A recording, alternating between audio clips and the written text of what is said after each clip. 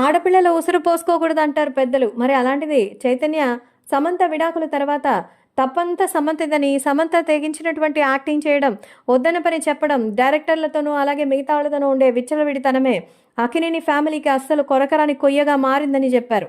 ఏ కొయ్య ఎలాంటిదో ఇప్పటికీ కాలం సమాధానం చెప్పింది. గత కొంతకాలంగా సమంత మరి ఎంతో మనోవేదన అనుభవించింది. కన్నీళ్లు పెట్టుకుంది, డిసీజ్ తెచ్చుకుంది, ఒంటరి పోరాటం చేస్తోంది, సేవా కార్యక్రమాలు చేస్తోంది, తనకు నచ్చినట్టు తన జీవితాన్ని ఒంటరిగా అనుభవిస్తోంది. కానీ ఆ గ్యాప్లో నాగ చైతన్య మాత్రం తన గర్ల్ ఫ్రెండ్తో లండన్లు, ప్యారిస్లు చక్కర్లు కొడుతూ తను మాత్రం కనపడకుండా ఫోటోలు దిగారు.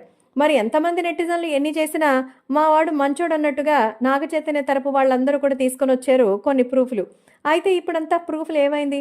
చివరికి అందరూ దుమ్మెత్తి పోస్తున్నట్టు పరిస్థితి తయారైంది. నాగ చైతన్య, సమంత మధ్య మరి ఉన్నటువంటి ప్రేమంతా బూటకమని, చైతన్య సమంతని మోసం చేశారని తెలుస్తోంది. అందుకే ఇప్పుడు శోభితా ధూళిపాలతో ఎంగేజ్మెంట్ చేసుకున్నారని తెలిసి మెగాస్టార్ చిరంజీవి సైతం అసంతృప్తి వ్యక్తం చేస్తారట. అందుకే ఈ ఎంగేజ్మెంట్కి ఎవరిని పిలవలేదు నాగార్జున. కేవలం తమ కుటుంబ సభ్యుల మధ్య శోభితని వెల్కమ్ చెప్పి ఆ పూజకి సంబంధించిన ఫోటోలని షేర్ చేశారు. నిజంగా నాగ చైతన్య, శోభిత అంత ప్రేమని పొంగి పొర్లుతూ ఉంటే ఇంతకాలం మరి ఎందుకు అనౌన్స్ చేయలేదు? మరి ఇదంతా కూడా నాగ చైతన్య చేసినటువంటి తప్పు కాదా అంటూ మరి మెగా ఫ్యామిలీలో సైతం ఇప్పుడు విభేదాలు ఎదురయ్యాయట.